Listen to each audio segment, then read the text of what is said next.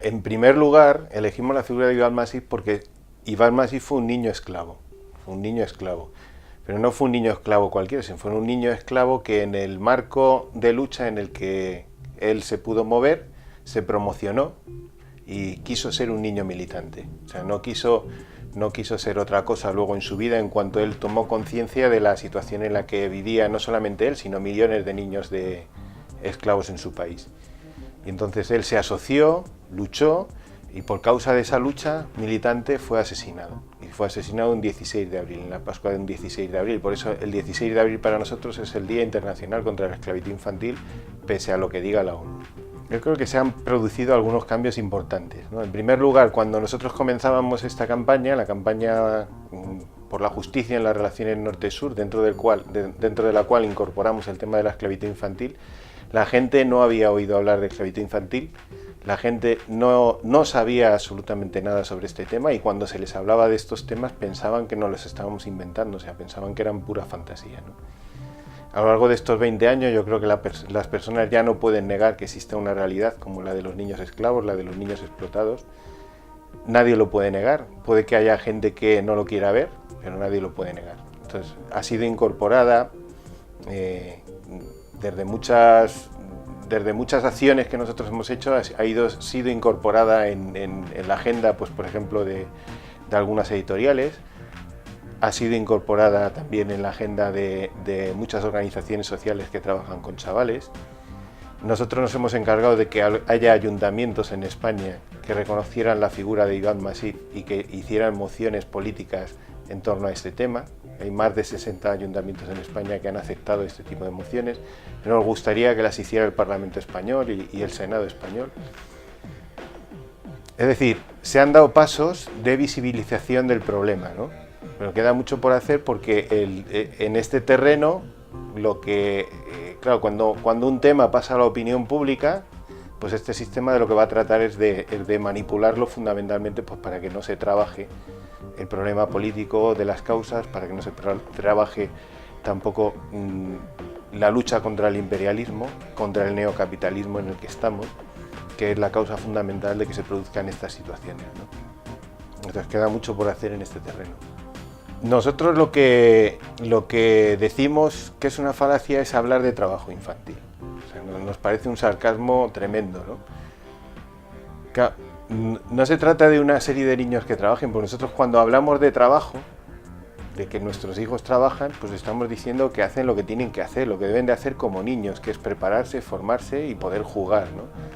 Y el trabajo de un niño, como nos decían los militantes pues ya muy viejos, ¿no?, en el movimiento obrero, el trabajo de los niños debe de ser educarse y jugar. Ese es su trabajo fundamental. Por lo tanto, la palabra trabajo aplicada a un niño en condiciones normales debe de ser pues las cosas normales que deben de hacer para desarrollarse como niños, ¿no? Pero claro, este sistema que ha hecho, llamar trabajo a una situación que obliga a millones de niños a tener que dejar su vida, a tener que dejar su infancia para que las familias en las que viven, para que los lugares en donde están puedan tener un mínimo de riqueza para poder subsistir. Eso no se puede llamar trabajo, eso es una canallada llamarlo trabajo. Eso es una situación estructural de explotación, de violencia contra los niños. Eso es una situación de esclavitud real de la infancia. Y nosotros nos hemos ido encargando a lo largo de estos 20 años de hablar en nuestra campaña de factores muy claros, que son los mismos factores que producen la injusticia en las relaciones norte-sur, ¿no? Exactamente los mismos factores también que explotan al adulto, los mismos factores que hacen crear el hambre, el paro, exactamente los mismos están en las causas de la esclavitud infantil, ¿no? Entonces podríamos decir, en primer lugar, es todo este sistema imperialista que ha degradado el trabajo, ¿no?, que ha convertido el trabajo en un instrumento, en una mercancía, y que ha hecho de los niños, digamos, el último eslabón de una cadena de subcontratación que lo único que pretende es precios competitivos, mercados competitivos. Entonces, esta es la primera de las grandes razones, la degradación del propio trabajo, ¿no? El poner el trabajo a los pies del capital pues para ganar mercados, ¿no? En este sentido decíamos y hemos venido diciendo siempre que los niños están siendo instrumentos de una guerra comercial. En segundo lugar, nosotros siempre hemos hablado del sistema financiero internacional, ¿no? ¿Por qué el sistema financiero está generando esclavitud infantil? Pues porque detrás del sistema financiero está todo el problema de la deuda. Todo el problema de la deuda que en este momento, además con la crisis agudizada, es decir, un sistema perverso, canalla y corrupto como el sistema financiero, basado en bancos, en los fondos de inversión, basados en la especulación, han hecho, digamos, de la deuda que ellos han contraído, la han convertido en deuda pública, y eso ha supuesto imponer políticas de ajuste estructural en cientos de países, y esas políticas de ajuste estructural están dando, digamos, están desmantelando aquello que puede proteger a la infancia. Está el tema de los organismos internacionales, ¿no? Los organismos internacionales que, como todo el mundo sabe, dependen y son unos cipayos tremendos, pues tanto de las grandes transnacionales en este momento, que ya están organizadas para ser grandes lobbies dentro de los propios grandes organismos internacionales. Me refiero a la ONU, me refiero al Fondo Monetario Internacional, me refiero a la OIT, me refiero a la propia UNICEF, ¿no? Llenas de palabras bonitas, preciosas, pero que son absolutamente inoperantes, ¿no? Absolutamente inoperantes, porque no se les deja operar, es decir, porque detrás de ellos hay grandes poderes que no quieren que operen en realidad.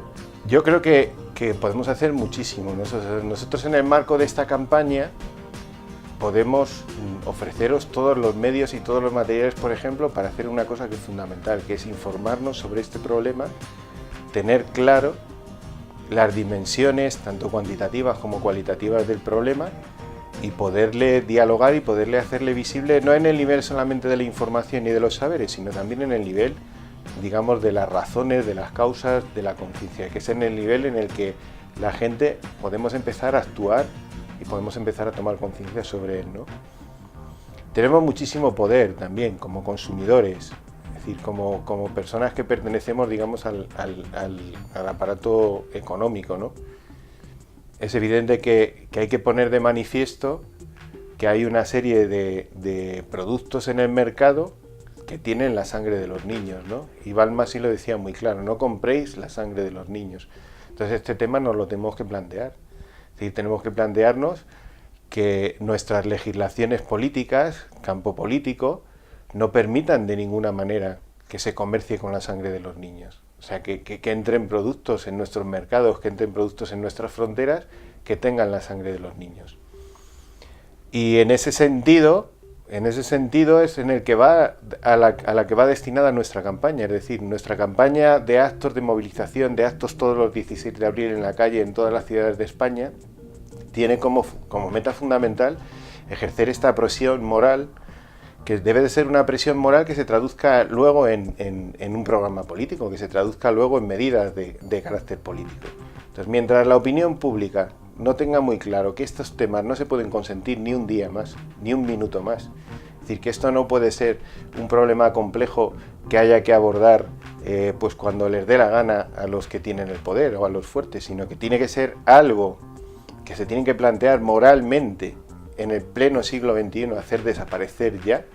Mientras esto no sea así, no va a ser posible erradicar la esclavitud infantil. Entonces tenemos una responsabilidad muy grande, no solamente en esa toma de conciencia, sino también en hacer pública nuestra demanda, nuestra exigencia de una erradicación total, porque se debe de hacer, porque es moralmente necesario hacer la esclavitud infantil.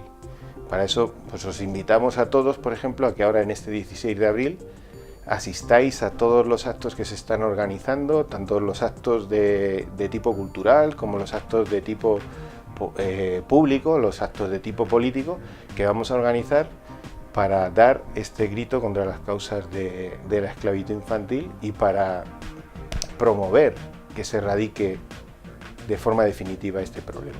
Si estáis interesados además en recibir información sobre este tema, en esta página que tenéis aquí, en esta página web que tenéis aquí, en solidaridad.net, podéis recibir todo tipo de información y contactar con nosotros y tener información también sobre nuestra agenda de actos públicos, de actos de conciencia, de actos culturales, de sensibilidad sobre el tema.